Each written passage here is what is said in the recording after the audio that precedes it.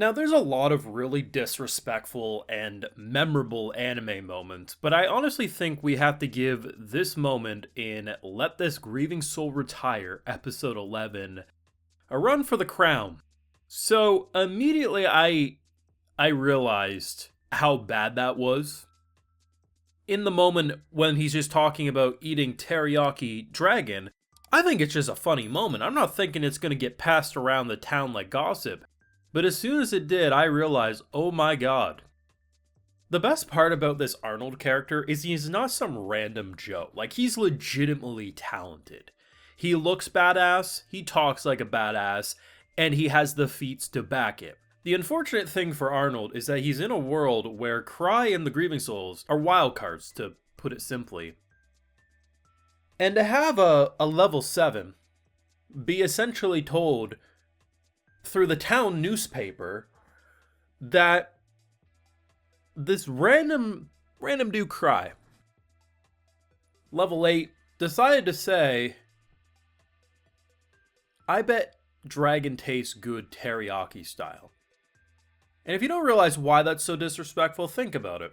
A dragon slayer was told by a random member of a guild that he really doesn't have a connection with, knows is, relatively well respected, was told, hey, listen, I bet that legendary feat that you think so great is basically the equivalent of he slaughtered a cow for a hamburger.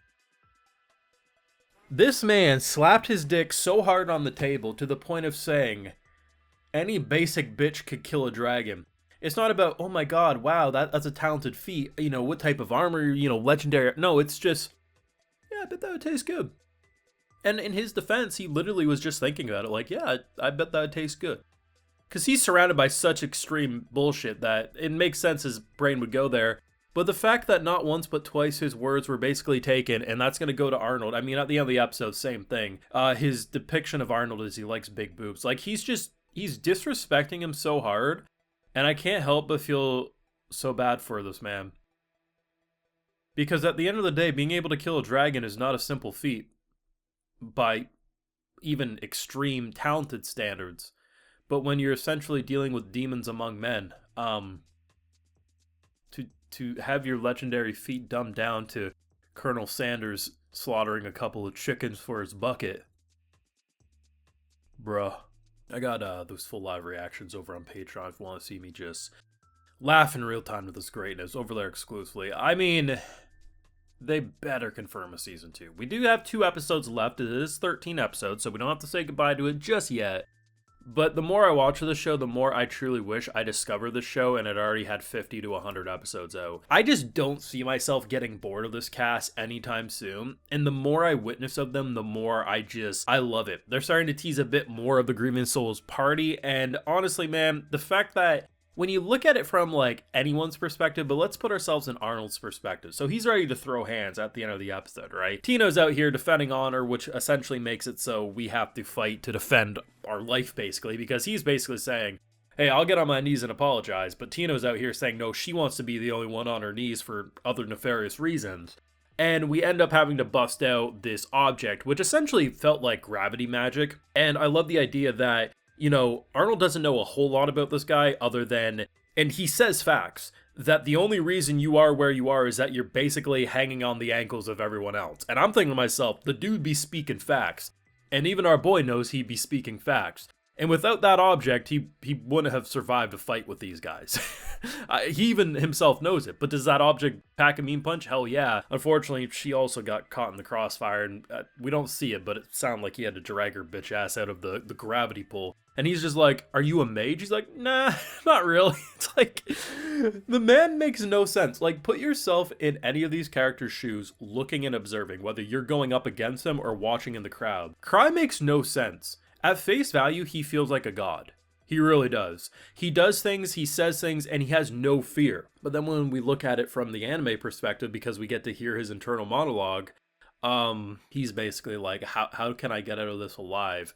And oh god, how am I in this situation? I really am. Because that's the best thing about, Krai, is he worthless and useless? No. Does he have talent? Sure. If you throw a random Joe at him, whether civilian or basic adventurer, I'm gonna put my money on him even without some objects. I just assume it would be okay.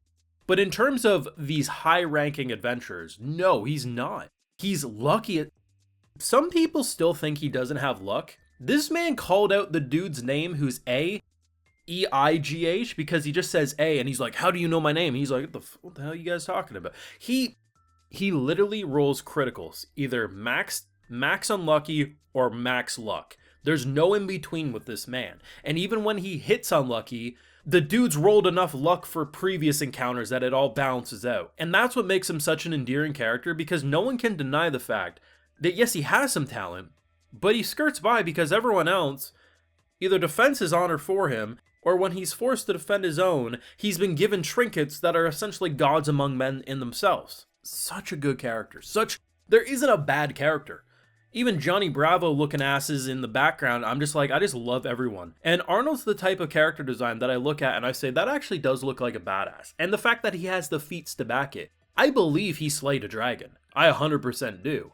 This is the type of character I'd want to play in a video game. Like, he just looks cool. And the poor unfortunate bastard has the shattering realization that maybe he stumbled into the wrong show, because any other show he would have been living it up Kirito style, but he had to bump into the Sid Kagano of the show.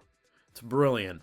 I don't know what I really want to see for the last couple of episodes other than just more Arnold, because I'm liking his addition as much as it's sad. Though I have to admit, it's incredibly funny. So they start the episode off with the receptionist backstory. She was training, trying to join up into Grieving Soul. Apparently didn't do it. And our boy at the end gives the explanation that, you know, yeah, like you fell a little short, but you probably could, yeah, you know, it would have been okay. Yeah, sure. Turns out no. The only reason she didn't have her life ruined by Grieving Soul is because she was 14 and the requirement to join up is 15. So he could actually recruit her now if he wanted to, but thank God for the guy having a heart, because not only would Gark probably, you know, want to kill him for doing that, most importantly, she's not tainted where she's at. The show just lands such funny moments and realizations in such unexpected ways. I truly think the show's 10 out of 10. Every character's amazing, the voice actors are amazing, the production's amazing, and I like the idea of essentially a slice-of-life story of adventurers, but with such an extreme Eminence in Shadow comedic twist. It's brilliant. But let me know your thoughts down below. Be sure to leave a like if you enjoyed, subscribe if you're around here, of course, ring that bell, and like I mentioned, we got those full live reactions over on Patreon, and hey, while you're over there, I'll also give you a video shout out. So today we got Tyron, Danny Boy, Simon Lau, Enki, Mark Green, Miguel Martinez, Axe Alex 2018, Greedix 23, and we also have Tyrunk Johnson. So I appreciate the support, everyone. Please take care. You'll have a good one.